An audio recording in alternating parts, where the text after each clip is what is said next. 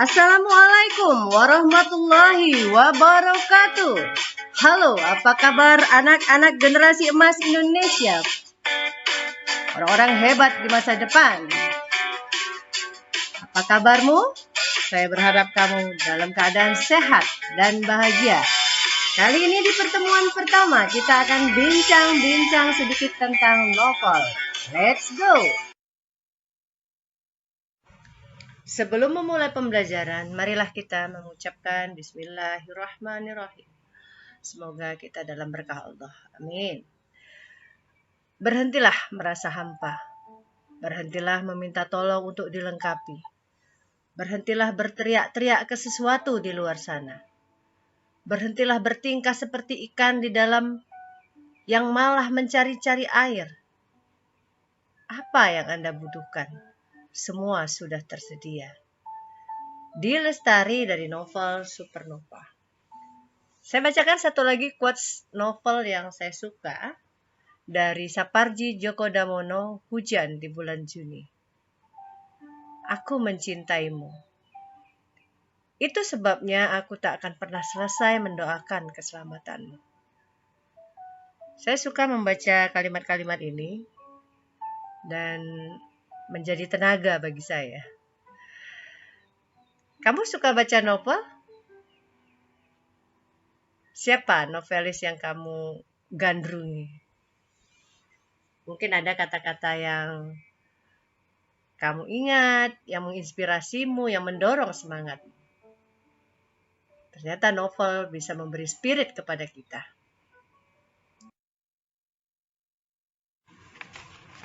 Ups, novel apa yang terakhir kamu baca? Mungkin kamu penyuka novel horor ya? Seperti Hantu Bangku Kosong karya Rui Meta. Ini booming juga kelihatannya. Novel ini menceritakan tentang hal-hal yang menakutkan. Atau novel-novel romantis, Pidi Baik, Dilan. Ada karya-karya Habibur Rahman juga. Atau novel misteri, karya Sherlock Holmes mungkin. Agatha Christie. Itu di zaman saya ya. Tapi mungkin kalau Terelie ada juga novel yang berbaunya misteri tentang kamu itu ya judulnya. Ada novel-novel inspiratif yang isinya kisah-kisah inspiratif seperti Sang Pemimpi, karya Andrea Hirata. Laskar Pelangi juga karya Andrea Hirata itu isinya sangat inspiratif. Ada novel Raditya Dika, baunya komedi nih. Kambing Jantan atau Tenlit ya. Ini sangat kamu gemari tentunya, novel-novel tentang remaja. Contoh-contohnya misalnya Dialova, itu ada Dian Nuranindia ya. Kemudian ada Sikni, karya Dea Safira. Atau novel ciklik itu sekarang juga asik dibaca. Miss Jutek, karyanya Yeni T. Hardiwijaya ya.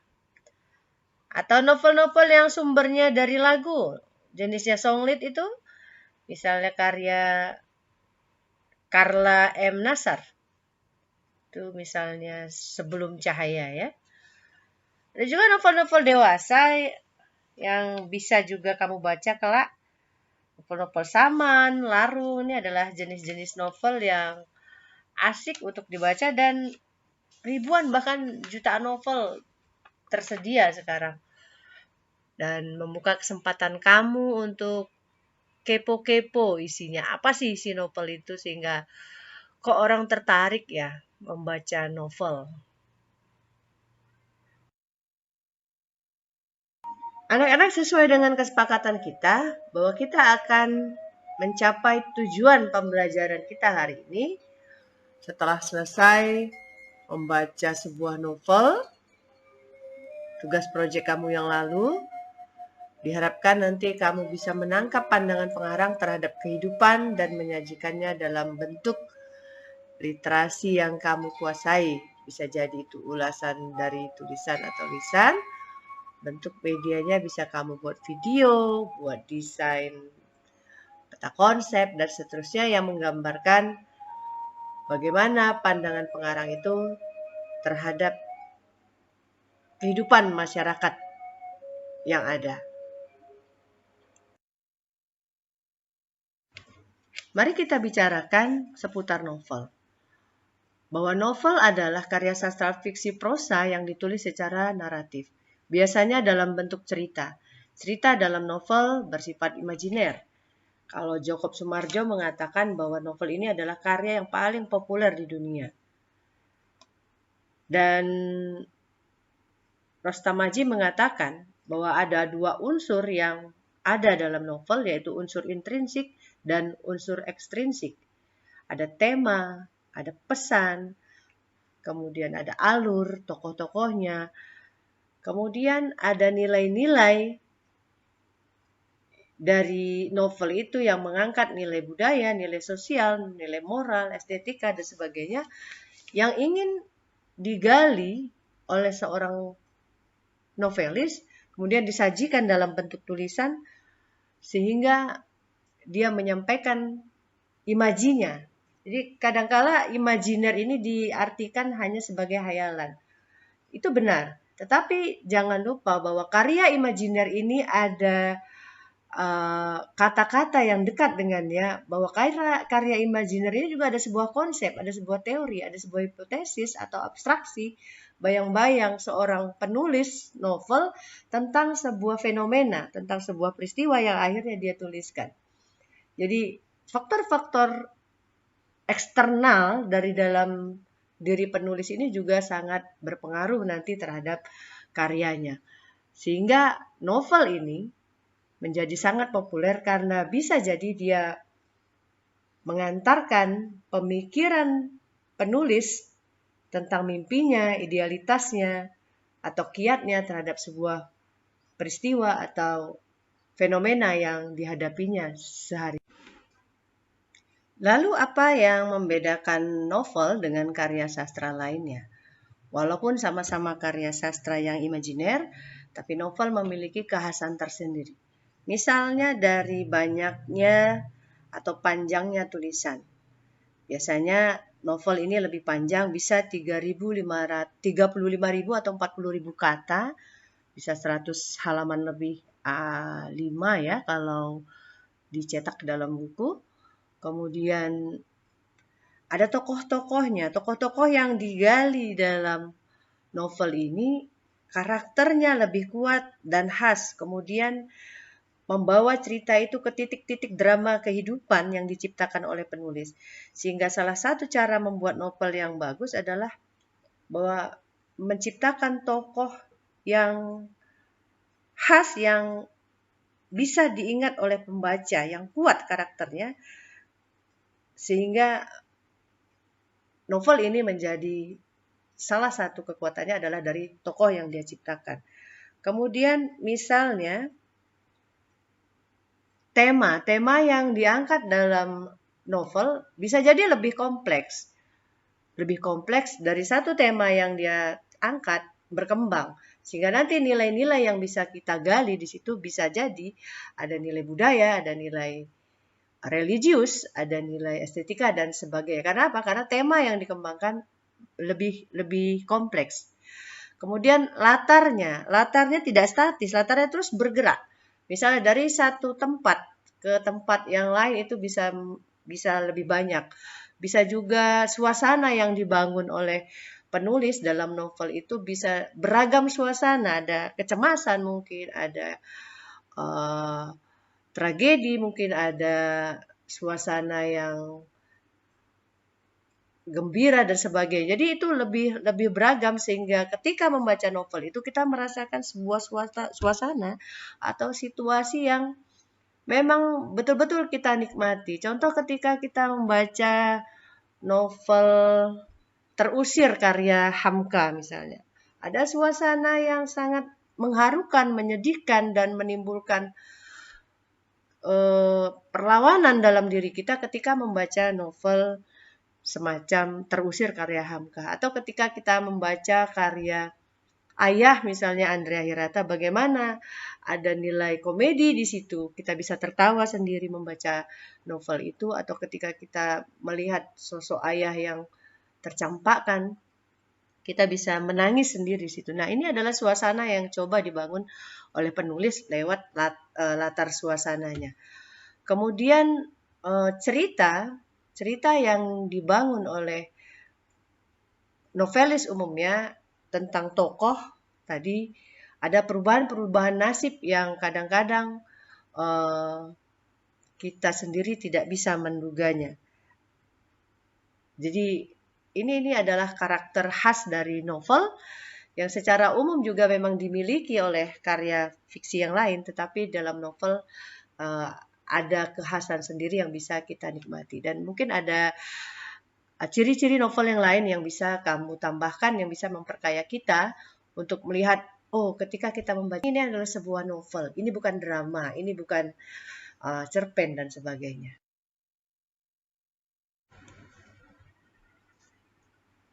Mari kita telaah lagi lebih dalam. Kita ambil contoh novel yang ada di dalam buku Bahasa Indonesiamu halaman 111 sampai 112. Silakan dibuka bukunya. Novel kutipan Ronggeng Dukuh Paru. Ketika kita membaca novel Ronggeng Dukuh Paru karya Ahmad Tohari ini, di dalam kutipan yang terdapat di dalam buku teksmu, kita melihat di situ ada kutipan 11, saya bacakan sedikit. 11 tahun yang lalu ketika Serintil masih bayi, Dukuh Paru yang kecil basah kuyup tersiram hujan lebat. Dalam kegelapan yang pekat, pemukiman terpencil itu lengang, amat lengang. Hanya tangis bayi dan lampu kecil berkelip menandakan pedukuhan itu berpenghuni. Tak ada suara kecuali suara kodok. Bangsa reptil itu berpesta pora, bertunangan dan kawin. Besok pagi, hasil pesta mereka akan tampak. Kodok betina meninggalkan untayan telur yang panjang. Katak hijau menghimpun telurnya dalam kelompok yang terapung di permukaan air. Katak daun menyimpan telurnya pada gumpalan busa yang melekat pada ranting semak-semak. Seandainya ada seorang di Dukuh Paru yang pernah bersekolah, dia dapat mengira-ngira saat itu hampir pukul 12 tengah malam tahun 1946. Semua penghuni pedukuhan itu telah tidur pulas, kecuali Santaib, ayah Serintil. Dia mengakhiri pekerjaannya malam ini. Bungkil ampas minyak kelapa yang telah ditumbuk halus dibilas dalam air. Setelah dituntas, kemudian dikukus.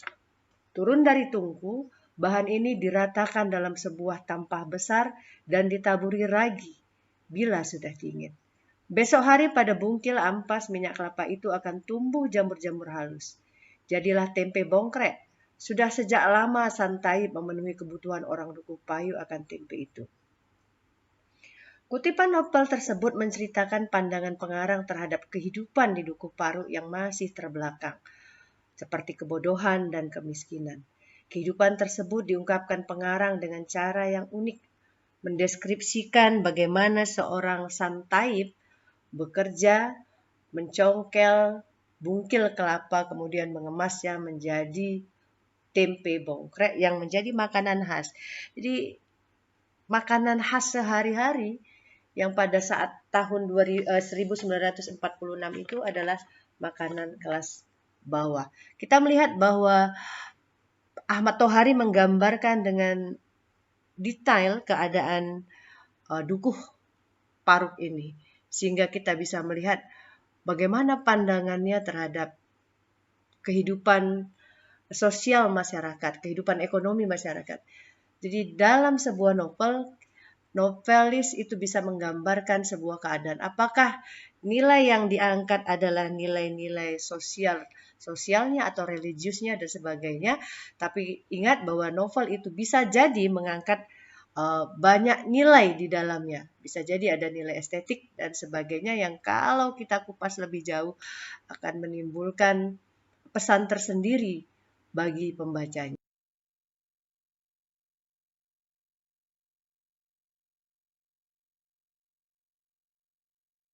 Wabarakatuh. Anak-anak hebat Indonesia, untuk melihat bagaimana pandangan pengarang terhadap kehidupan ini, sebenarnya kita bisa melihat latar belakang pengarang, di mana dia lahir, kapan dia lahir, peristiwa-peristiwa apa yang terjadi pada saat dia menuliskan buku itu. Nah, cara sederhana yang ingin saya tawarkan adalah dengan 5W tambah 1H. Pertama apa? Apa yang dia tuliskan? Apa yang dia tuliskan ini tentulah sangat dipengaruhi oleh latar belakangnya. Bisa jadi karena dia seorang pemuda, misalnya dia masih menuliskan kehidupan seputar pemuda. Atau misalnya buku Sajadah Lipat Pak Camat yang ditulis oleh Rianto L. Haris ini, karena dia adalah seorang lulusan STPDN dan seorang PNS juga, menuliskan tentang bagaimana kehidupan birokrasi. Dia contohkan kehidupan Pak Camat di sini. Nah, selanjutnya ada kata siapa. Siapa adalah jawaban untuk tokoh yang dia lahirkan di sini. Bisa jadi tokoh ini menggambarkan pandangan-pandangannya sendiri yang dia sisipkan lewat tokoh-tokoh yang ada dalam cerita. Nah, tokoh-tokoh ini siapa yang paling berpengaruh misalnya. Kalau buku Tuhan Pun Menunggu ini misalnya, tokoh-tokoh yang dia ambil adalah tokoh-tokoh remaja. Kemudian tokoh-tokoh yang sangat mempengaruhi kehidupannya. Kemudian ada tokoh orang tua di sini yang juga bisa dia kritik bagaimana sikap orang tuanya terhadap dia. Nah, karena yang menuliskan ini adalah seorang pelajar SMA. Kemudian kapan peristiwa itu terjadi misalnya. Kalau buku-buku Pramudia Anantatur misalnya, kapan peristiwa, misalnya novel-novel yang dia tuliskan dalam Pulau Buru, ya itu adalah naskah yang dia tulis ketika dia masih di penjara di situ. Pertanyaan untuk di mana bisa kita jawab dengan setting tempat. Kita kasih contoh misalnya arus bawah. Seorang MH Ainun Najib kita kenal memang sangat dekat dengan rakyat, sangat merakyat, dan dia menceritakan keseharian dari masyarakat, di mana dia tinggal dan apa perilaku atau kultur dari masyarakat tersebut. Nah, jadi hal-hal seperti ini bisa mempengaruhi seorang penulis untuk menuliskan karyanya. Dan dari mengapa? Mengapa adalah pertanyaan terjadinya sebab akibat peristiwa, rangkaian peristiwa dengan peristiwa lainnya. Ketika J.S. Ayran menuliskan ini, ada ketidakpuasan dalam diri J.S. Ayran melihat lulusan-lulusan sarjana, sehingga dia mengatakan kami bukan sarjana kertas. Dia tuliskan kenapa? Karena ada ketidakpuasan dalam dirinya melihat sarjana-sarjana itu. Rangkaian peristiwa yang dia bangun adalah mungkin berdasarkan pengalaman-pengalaman kehidupannya. Mengapa satu peristiwa ada peristiwa lainnya? Karena ketidakpuasan dia terhadap perilaku mahasiswa yang dia lihat sehari-hari dan sebagainya. Nah, bagaimana ini menyangkut bagaimana alurnya jalan cerita sebuah kisah yang dia tuangkan dalam novel akhir. Kita kasih contoh misalnya Tuhan Pun Menunggu, dimulai dari proses pencarian si Asfi tadi, proses pencariannya terhadap Tuhan, kemudian dia mengikuti sebuah kegiatan pengajian di Rohis, lalu dia berkenalan dengan perempuan yang sangat menggoda hatinya, lalu dia tinggalkan perempuan itu karena dia lebih memilih proses pencarian dia terhadap Tuhan. Lalu dia melakukannya sampai sebuah daerah yang disebut Tanjung Tiram. Dan akhirnya karena pergolakan dalam batinnya, dia memilih pondok pesantren tempat dia untuk mencari Tuhan. Tapi ternyata pesantren juga bukan jawaban, disitulah Tuhan. Dia akhirnya menemukan Tuhan itu sebenarnya ada dan dekat sekali dengan dia. Nah, ini adalah alur bagaimana cerita itu dijalin dari satu peristiwa ke peristiwa lain, sehingga akhirnya dia alur itu dipengaruhi oleh pola berpikir dari seorang penulis. Jadi 5W tambah 1H itu sangat strategi yang bisa membantu kita untuk melihat bagaimana pandangan pengarang. Jadi kapan pengarang itu lahir, di mana dia tinggal, kapan naskah itu diceritakan, budaya yang mempengaruhinya, mengapa dia menuliskan itu, atau bagaimana dia menuliskan itu, akhirnya bisa mempermudah kita untuk melihat apa sih pandangan pengarang terhadap suatu peristiwa atau masalah yang dia lihat dalam kehidupan sehari-hari. Ini cara yang mudah bisa kamu pakai, silakan kamu coba trik ini, mudah-mudahan kamu berhasil. Salam literasi. Nah, sekarang mari kita berlatih. Setelah kamu membaca satu novel utuh, Berilah ulasanmu tentang bagaimana pandangan pengarang terhadap kehidupan, terutama kondisi sosial budayanya. Kemudian, kamu sajikan dalam berbagai bentuk literasi yang kamu kuasai. Boleh saja ulasannya dalam bentuk tulisan, atau secara lisan yang kamu rekam, boleh saja dalam bentuk gambar-gambar dan sebagainya yang kamu bisa sajikan, lalu kamu kemas dalam bentuk yang bagus. Nah, itulah tugas kita hari ini. Saya yakin dengan diskusi dan bincang-bincang kita tadi, kamu bisa melakukan tugas ini dengan baik.